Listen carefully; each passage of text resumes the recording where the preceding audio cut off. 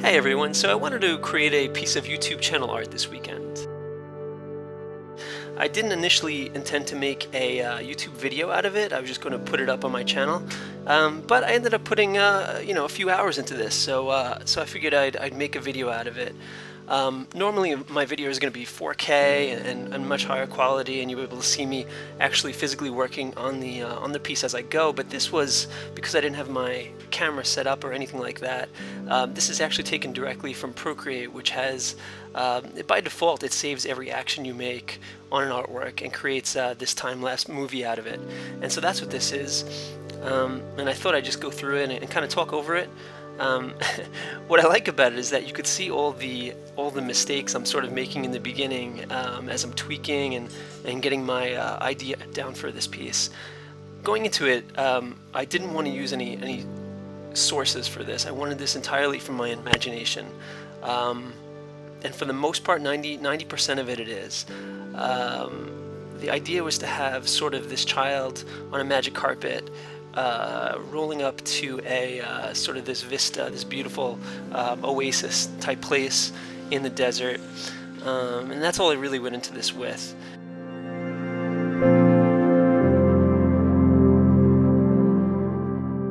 So if you're out there and you're thinking about uploading some YouTube channel art of your own, Google's recommended size is 2560 by 1440 pixels, and it has to be 4 megabytes or smaller. What's nice is that when you actually do upload your image to Google, they're going to give you a preview of what your image, your YouTube channel art is going to look like in all the different devices. So you have your phones, your computers, TVs, tablets, etc.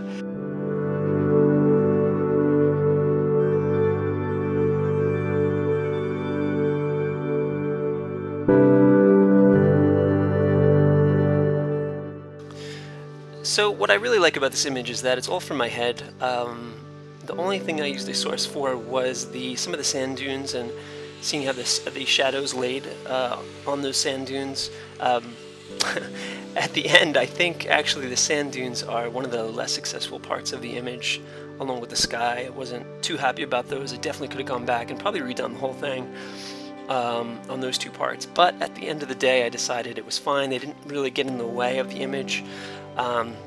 And so I kind of just left it. I felt that the girl on the carpet looks pretty good. I was happy with that. It stands out.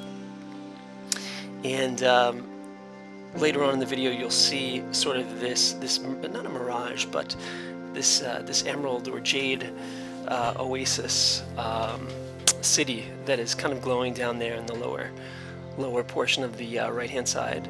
And I think that came up pretty well too. For not looking at any sources, I was happy with it. It sort of looks like it's glowing, but it's decaying, but it definitely stands out. It's fun to look back and watch this sort of white blob just become a little bit more alive.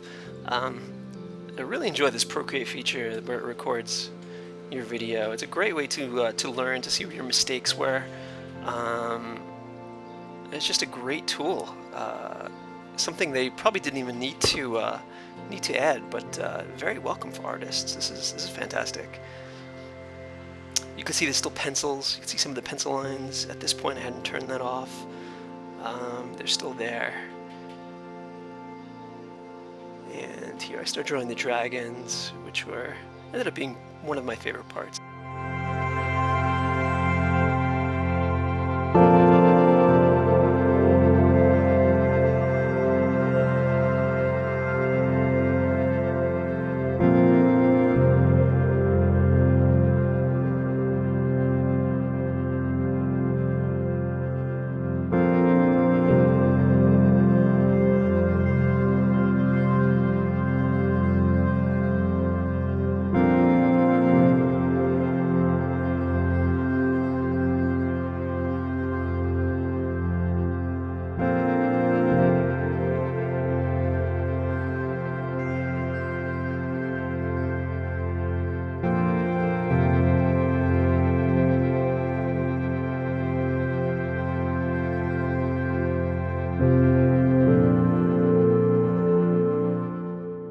So as I was creating this, I was trying to think of the story that I was telling. A big part of this would be, this illustration would be sort of the narration. What does it mean? What's the point?